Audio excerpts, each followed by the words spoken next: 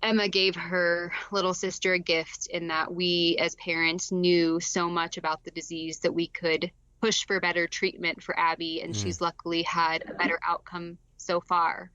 But I think Abby's giving Emma a gift in the sense that we would have never been able to figure this out genetically without both of them, because they needed to compare the siblings' DNA in comparison to the parents to find that recessive gene. So I don't know. It's interesting. I think the girls are really giving each other gifts in these very unique ways.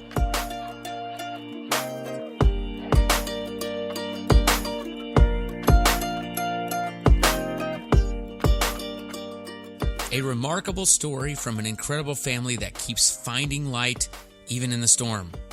With me is Josh Veach. I am Seth Carnell, and this is the Go Shout Love podcast.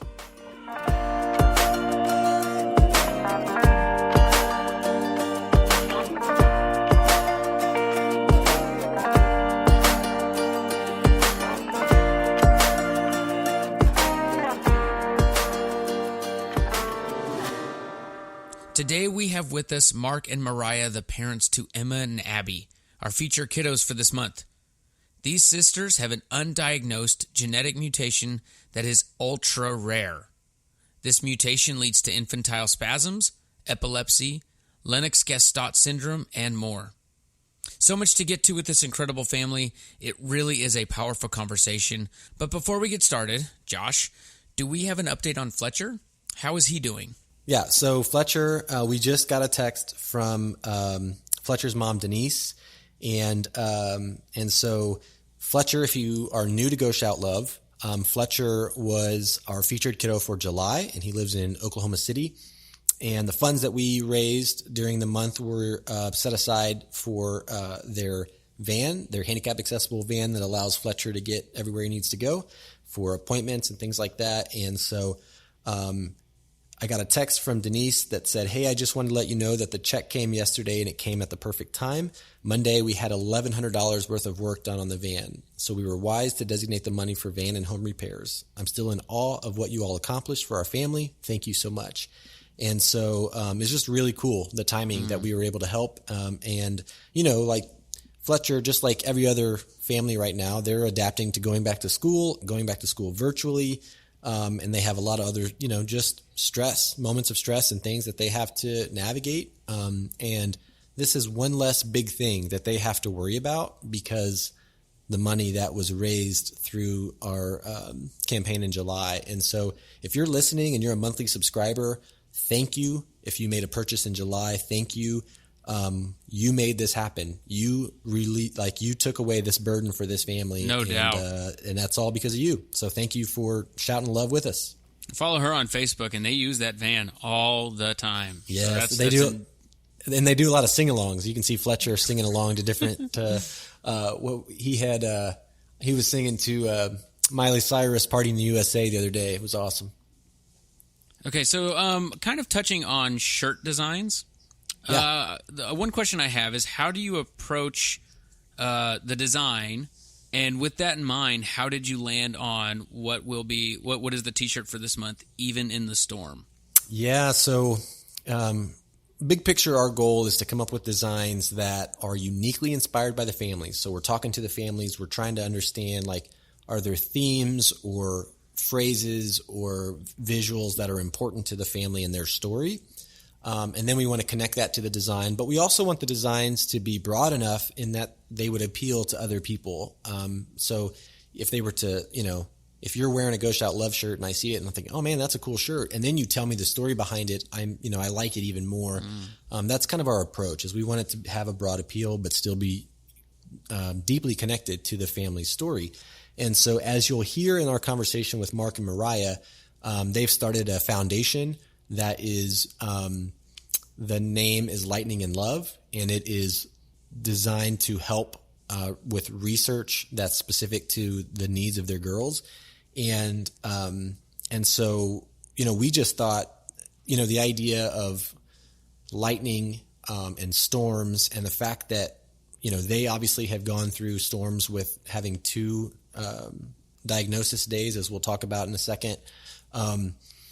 But the idea that really right now, especially everybody, there's tons of people that are going through all types of different storms. And this family models love in the middle of a storm so well.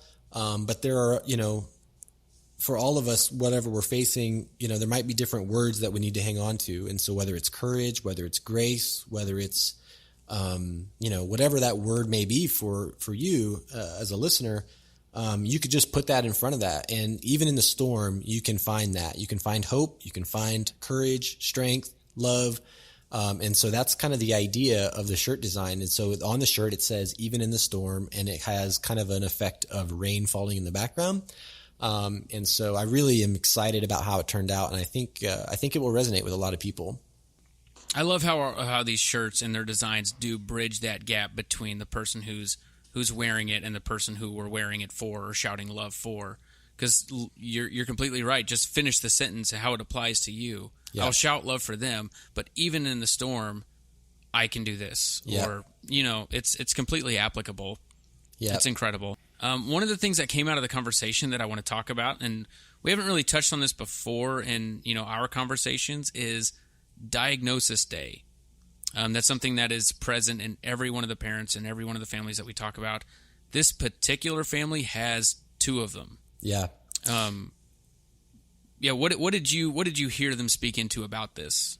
Well, so that is something that's every story that we get to share is unique. It has different pieces that are not the same. But the idea of a diagnosis day and a very memorable moment, it's almost like when we talk to families, we're reliving it with them. Like they can imagine the room that they were in, the appearance and how the delivery of the doctor and the words that were said, whether they were positive or negative or whatever, that moment is like just etched in their memory. And very detailed, their descriptions of those days. Yeah. I mean, it's a pivot point for these families. Like it's when everything changed. And you'll hear more about Mark and Mariah their story as they share of getting their first diagnosis of their older daughter, Emma. And one of the questions that we talk about is, how do you navigate 2 of those days? I mean, one is challenging enough. And I think as you listen, you're really going to, you're going to learn a lot about how they processed that and how they talk about whether those 2 days were alike or different, in what ways. And they're not very far apart either. Right. I mean, they're a year and a half apart, I think. I think so. Now, kind of along those lines, Mark, there was a really cool moment. Mark was talking about their journey and diagnosis days and the shift that they experience, especially when dealing with grief. Mark talks about the process of going from that grief into something more. Yeah. What did you hear him say? Yeah, as we were talking to them, 2 words popped out in my mind. One was authenticity, and the other one was positivity. As Mark was talking, he's very real about when this was first going on, there was anger there, which is, there's stages of grief, and we've talked about this with other families, how there's a ton of emotions, but there's a certain level of grief that you're grieving a future that you thought you would have. You're losing that, but and you're navigating, what does that look like? But he talks about how that, in those early days, it was just about us. It was about the girls, and that's it.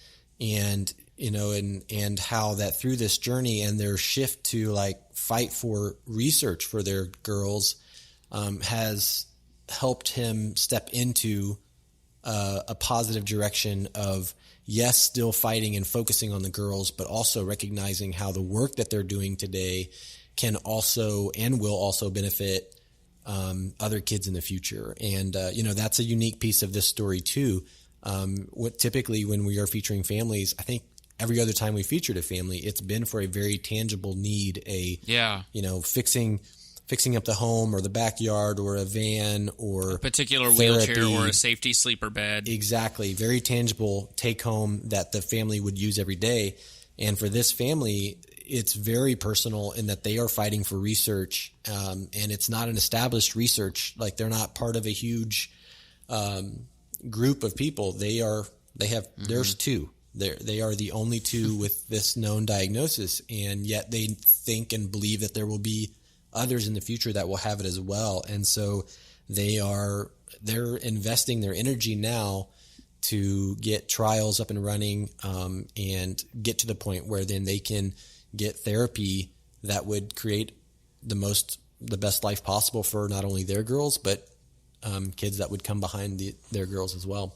I was just really encouraged by what Mark had to say, and I think it will resonate with a lot of families that there's times that when it's super real, when it's new and it's real, that you're still going to have those tough days. It doesn't mean, a shift into positivity doesn't mean you're not still going to have times of anger or frustration or wondering why this is happening. But they've modeled how to take some of that and then apply it into a direction that's positive with, towards a positive outcome, and focusing on love in the process. So, which and all of that is very difficult to take place without the power and support of family, community. Right. And I think Mariah talked a little bit about that. Do you remember an insight there that she kind of took away from? Yeah, she talked a lot about community and I think referencing friends and family and people that have shown up for them in this 3-year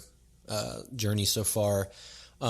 But specifically, you're going to hear about Mariah's mom and how she's stepped up. And, I think, man, it's incredible to see how people like Mariah's mom step into these moments. And,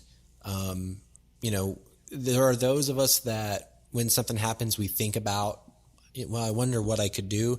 And then there are some of us that are just wired to, like, they don't even think. They just know how to step in and be the support that's needed. And those are special people that step into those moments. And so you're going to hear a little bit about that with Mariah's mom and how she's become part of their support team. And so, they talk about how it not only benefits the girls, but also even benefits Mark and Mariah and their ability to have a relationship and all of that. And so, I think it's incredible to hear people who step in and carry the load alongside of parents like that. I don't think I've ever heard anybody talk so positively about a mother-in-law as I did Mark. Right, yeah. She sounds like an incredible woman. Yeah. I completely agree with what you said earlier. One of the biggest blessings and privileges of my life is to be able to meet these families. And although we weren't able to do that in person, very grateful to Mark and Mariah for talking to us over Skype. And it must be difficult to be as authentic and open through a screen, but they were. Yeah. It was an incredible conversation, and I can't wait to share it with everybody else. Yep. Yeah. And, our families are amazing, because if you think about it, they are letting complete strangers, even pre-COVID when we got to travel, they're letting complete strangers into their home, and they're just spilling their life story. And I'm incredibly honored on behalf of our team that they trust us with their story. And agreed. And like you said, it's even more difficult to do it over screen and not be able to be in person and get to, like, meet their kids and hug their kids and give them a hug on our way out. Like, we don't get to do that, but the fact that they will open up and share their story, and with the hope that it will benefit other people and that other people will grow and be challenged and encouraged by what they have to say, is something that as a team we obviously don't take lightly. We are very grateful for that opportunity, and we want to be very careful with the stories that we're given the opportunity to share and make sure that we do that in a way that's positive, encouraging, and takes good care of the families. Couldn't agree more. Thank you, Josh. Now, everybody, here is part 1 of the conversation with Mark and Mariah. Please rate and review this podcast on whatever platform you are listening on. And here we go.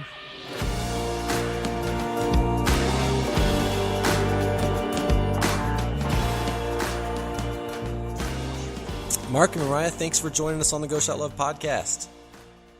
Thank you. We're so excited to be here and looking forward to our month for Emma and Abby. Yeah, Yes. thank you for everything you guys do. Absolutely. It's our pleasure. And, this month is special for us because we have, and a lot of times we're able to feature more than one kiddo at once, but very rarely do we have the honor of speaking to a family that have siblings that are on a rare medical journey. And so you guys are this family that we get to talk to and share, and these two amazing girls that share more than a sibling bond. And so we're excited to meet Emma and Abby. And so to get started, just tell us a little bit about them, about their personalities, how old they are, and all that good stuff. Sure. So Emma is our oldest. She is 3. She'll be 4 in October. So she's growing up way too fast. She was diagnosed when she was only 3 months old with epilepsy and has kind of suffered from that her entire life.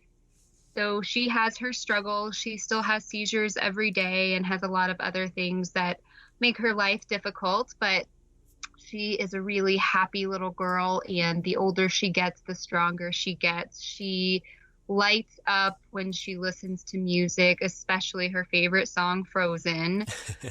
She loves being around other children. We sent her to preschool for the first time last year, and she just had so much fun with it. We can't wait to get her back, but being around other kiddos, she lights up, and she really enjoys swimming and just big movements. She is immobile and has a difficult time moving her limbs and, kind of controlling her own body. So being in the pool is freedom for her to get to move around a little bit easier. And Mark likes to throw her around, and she just has so much fun with that. So that's Emma. Abby is our younger, feisty girl. She will be 2 in October.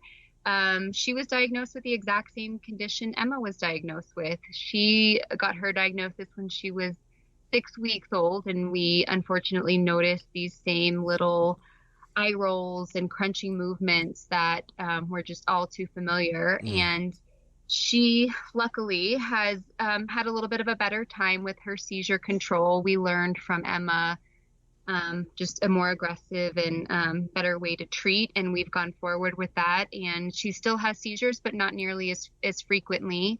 She's doing a little bit better than Emma is as well with her prognosis. She can wiggle around quite a bit. She still eats by mouth, and she is definitely our feisty one. She lets us know when she is happy or when she is not happy. But she gives us these big cheesy grins, and she loves cuddling up with her sister and hanging out with her parents. She's 18 pounds, and she rules the household with absolute power. She's scary. Scary. 18 pounds of scary. That's right. That's awesome. Sounds like they have a pretty special bond.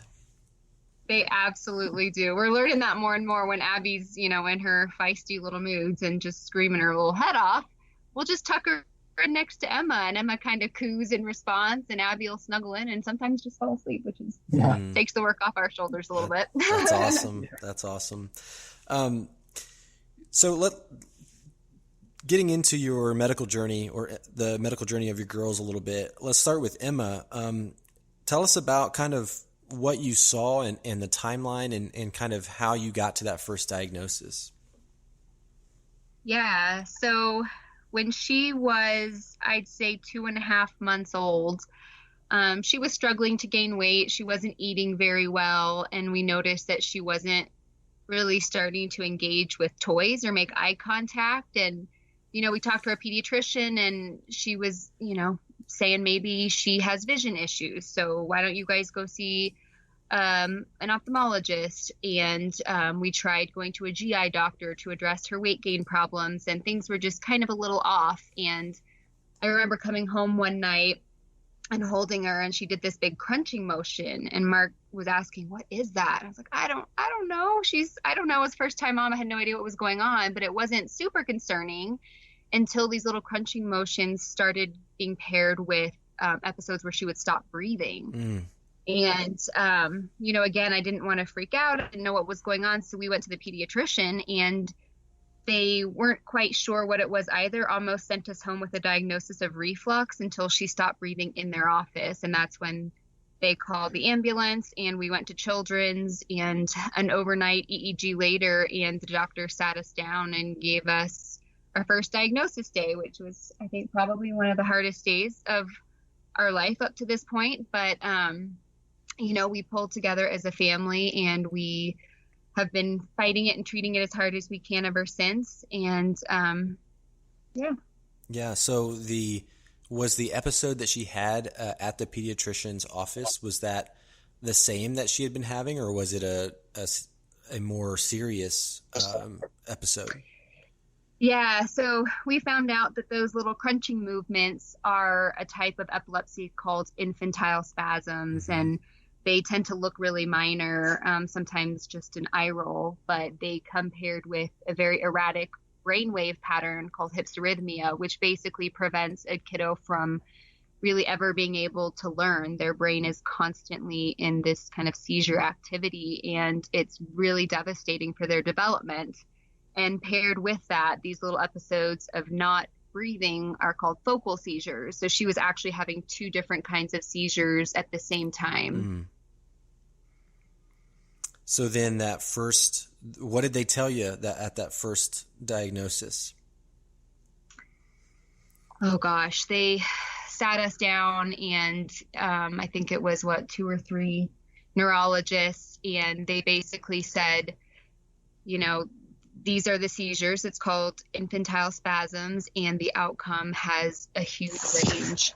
They can, go away with treatment, so that maybe a kiddo is only slightly delayed and is able to catch up with therapies, or, your child may never walk, may never talk, the full extent. And basically, we have no idea where Emma is going to land for you guys. And so it was really hard. I remember instantly getting on Facebook and trying to read stories of any other family, trying to find that hopeful glimpse of, it can be okay. Mm-hmm. And, but also in that moment, accepting that our lives were flipping upside down, and we may be facing a parenting journey very different than anything we had expected. Yeah. I'm curious, time shifts our perspective, experiences shift our perspective on things. And I'm curious, how would you define okay now compared to maybe what you would have thought parenting, what you would have defined okay as back then? Does that make sense? Yeah, that's a great question. I think so. Okay back then would have been just, not even knowing that she'd had, or I guess okay would have been that she would have never had this and would have just developed like a normal child. I think okay now is a day where, maybe she's awake for 6 or 7 straight hours and can hang out downstairs in the living room with us, and, just does the little Emma type things where she kind of looks around and makes a little duck face and throws her arms around a little bit, and just her level of engagement, as limited as it is, that's okay for us now. But yeah, that's a great question. Yeah, no, it's amazing, because I think, starting your parenting journey, you have this idea of what your life is going to look like. And especially in this day and age, and especially for moms, I think it's very, Pinterest worthy, all these beautiful outfits and big birthday parties and all these things. And then, we ended up with this diagnosis, and our life looks so differently now. And it doesn't look, like that Pinterest dream that I had when I started, but in a way that's been a big blessing. We don't take for granted anything. And like Mark said, when she has just a day when she's alert and wiggly and making her little faces and cooing, like that brings so much joy to our life and to our family. And it's those simple moments, those simple pleasures that we've really learned not to take for granted and to really cherish. Yeah. Yeah, that makes total sense. I think if I'm understanding the timeline of your journey a little bit, you guys, as part of this process and figuring out, really what's behind what's going on with Emma. You went through some genetic testing, is that right? We did. So as soon as Emma was diagnosed, they started kind of the range of genetic testing. We started with epilepsy panels where they look specifically for epilepsy genes. And then they moved on to what's called whole exome sequencing. And they ran that test on Mark, myself, and Emma, looking for any gene, whether it had been discovered or not, that would be a possible culprit for her disease. And they found nothing. And they said, this is probably some random thing that happened in Emma, and we just don't know what it is, but it's very rare, unfortunately. And, it's not going to happen again. They didn't say that exactly. They said it's probably not going to happen again, but they gave us this low percentage chance. And we just chalked it up to this is just something that unfortunately happened to Emma. And so that's when we, decided that they gave us the confidence that the risk was low enough that we were going to have another kiddo. And we decided to grow our family. And that's when Abby came along. And during my entire pregnancy, I was never nervous. None of the doctors were ever nervous. It was just not going to happen again. And in our minds, it was just not going to happen. And so when she was 6 weeks old and we saw these little eye rolls that were very subtle but very familiar, kind of made our heart stop. And I remember kind of seeing it the first time and not even saying it out loud to anybody, and hardly even, letting myself go there in my mind, because I was just convinced that I was just crazy and I was seeing things, and that it was paranoia. I was like, there's no way this is all in your head. Like, this is not happening again. And we saw them a few more times, and I talked to our pediatrician about it, who knew Emma, and she said, I don't see anything. I think it's all fine, but let's ease your mind. Let's get an EEG. Let's call the neurologist and just clear your head. And so we were going forward with that plan. And I remember coming home and sitting on the floor of the nursery with Abby and my mom and Mark, and we were all just kind of in shock. And Mark said, you know what, we can't just wait for this EEG because it's going to drive us crazy. And if it is something, it's an emergency and we need to treat it like that. So we took her into the ER that night and got the EEG. And the next morning, the neurologist walked in, and I remember Mark told her, please just tell us, don't drag it on, just tell us. Yeah, I remember that because they had the EEG, and sometimes anybody who's been to a children's hospital, or probably any hospital for that matter, right? Like, everything seems to take a really long time. And so we were just sitting in there waiting, and minutes seemed like hours, I guess. And the EEG was complete, and we were just all sitting in the room. And I remember the second the doctor walked in, even from across the little hospital room, the second she walked in with a look on her face, you could tell that Abby had it too. She didn't even have to say anything. You could see it, the look on her face, because she was upset. She was visibly upset.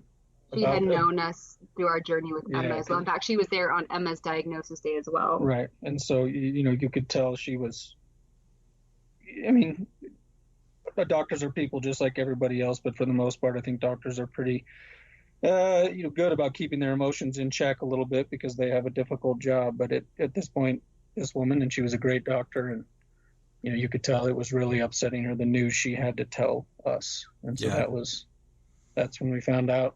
She knows that Abby had it too. She knows that she's about to deliver news that was previously thought to be a tiny percentage of a possibility, and now here it is happening again. Yeah, they were all completely shocked. And there was a story about, because there was a nurse, an older nurse that kind of worked. They were kind of friends a little bit at work and off of work, and we're not very religious people, but I think both the nurse and the doctor were very Catholic, and the doctor especially, she was very a devout person. And I think it was either that, two of them were talking, the nurse and the doctor. The nurse telling Mariah and Kelly, that's Mariah's mom, I think it was the hospital or had gone back or something, but she had said that she was talking to the doctor after she had told us the news. And like I said, the doctor was a very devout person, and she turned to the nurse, and obviously she was still upset after giving us the news. And she said something like, that seeing what happened to this family makes me even question whether God exists. And like I said, we're not religious people, but I guess the point of what I'm saying is that something like this really, really impacts people. Sure. It's been a journey too, because we've been at that hospital so often with Emma, and so many of those doctors have gotten to know our family. And so, you know, giving anybody a diagnosis day is hard, but giving them a second diagnosis day, I think is not a fun thing to do as a doctor. And they knew that we were getting, you know, another worst day of our life. Right. Yeah, that's a, you know, common theme. The families we talk to, they share about their diagnosis day, and it's a life-changing day. And you know, families recall the details and emotions, much like you guys have talked through, and they're days that they just, as much as they would want to, they can't forget them. And so I'm curious, having gone through it twice, how were those days alike for you, for both Emma and Abby, and then how were those days different? Gosh, I think they were probably more different than they were similar. Emma, when she was diagnosed, we knew nothing about this diagnosis. We knew nothing about what our life was about to look like, and it was very much, you know, kind of panic moments. And we went through all of the stages of grief, I would say, over and over and over again. And it took a long time to really adjust to what life was going to look like. And it also came with, you know, just trusting the doctors and doing one step after the next with their medication plan and stuff like that. And so it was hard. It was very difficult. With Abby, I mean, still just as difficult, but we knew what that life looked like. So we knew what the disease looked like. We knew the way to treat her better. We saw what we wish we would have done with Emma with regards to treatment, and we were now able to give that to Abby. And we knew exactly what therapies to start and what ways to advocate. And so diagnosis day for Abby was really hard because it was such a shock, but I'd say we were able to pick ourselves back up a little bit quicker and kind of go to battle and just start fighting for her. And it's kind of interesting because I say that Emma gave her little sister a gift in that we as parents knew so much about the disease that we could push for better treatment for Abby, and she's luckily had a better outcome so far. But I think Abby's giving Emma a gift in the sense that we would have never been able to figure this out genetically without both of them, because they needed to compare the siblings' DNA in comparison to the parents to find that recessive gene. So I don't know. It's interesting. I think the girls are really giving each other gifts in these very unique ways. Well, that's a powerful way to look at it.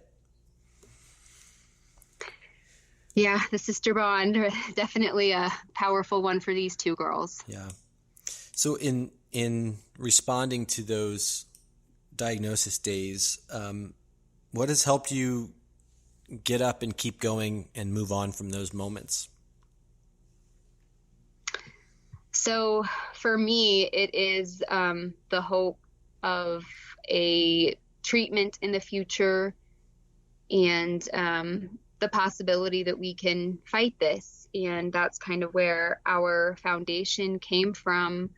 You know, we like to say our girls are perfect for exactly who they are, but if we can give them a better opportunity for a healthier life and a happier future, we are going, you know, to fight with everything we have to do that. And so, you know, genetic science is moving so quickly right now that we do believe there's a possibility, not for a cure. We're very aware that, you know, this disease has taken a lot from them already, and, you know, we'll never probably get to a point where they can fully recover, but maybe they have a seizure-free day, or maybe they have a day where they're able to, control their body and reach for toys or use their vision to make eye contact with us, we're hopeful. And I think that's at least been for us a major driving factor in being able to pick ourselves up and move forward is, we're fighting it and we have a lot of hope. Yeah. I think for me, it's, I guess to back up a little bit, we kind of worked out an internal deal here, and it's, it's Mariah and I, as well as her mom, Kelly. The three of us are kind of the core members of our team here. And so I guess in the aspect of a team of everybody kind of doing their part, if all of us primary focus were the girls and then secondary focus was each other or the house or work or the dogs or anything else like that, things are going to fall off. So we kind of worked out a deal where, Mariah and Kelly's primary focus is the girls and their secondary focus is those other things. And for me, it's like more my primary focus is taking care of them and taking care of everything else around here, while my secondary focus is the girls. And that's not to discount my focus on the girls at all, but that kind of stuff really, that's the way I look at it. Like, I have to keep going, not only for the girls, but to keep Mariah and Kelly up so that they can take care of the girls. Because we've learned that when we all fall off at the same time, it's not pretty. And so having the balance, and Mark's always been so good at that. He lets my mom and I break down, and he holds us together, and he takes care of everything else while we, are grieving. And then when we're able to pull ourselves back up and get going again, then he, takes his grieving moment in his own way. And so we've really learned how to balance each other out and build each other up and make sure that we're staying strong for one another. Yeah, like what we always say, sounds really simple, but you pick me up and I'll pick you up. Kind of our family motto. Yeah. Well, that's the power of teamwork, of being in a partnership, of working. I believe that none of us were designed to live this life alone. And when you're put into a situation like what you guys are facing, that becomes even more evident. You mentioned, I think Mark mentioned that Mariah, your mom, Kelly, is a part of that team. So give us a little bit of that relationship and fill us in on her relationship with the girls.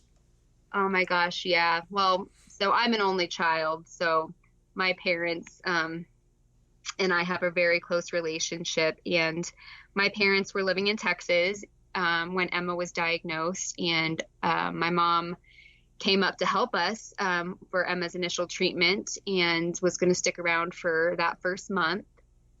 And she did. And after the treatment was over, she went home. And I believe that the day she got home, Emma had another EEG and had relapsed. And that's kind of when they told us this probably isn't going to go away. This is probably going to be, a lifelong battle for her.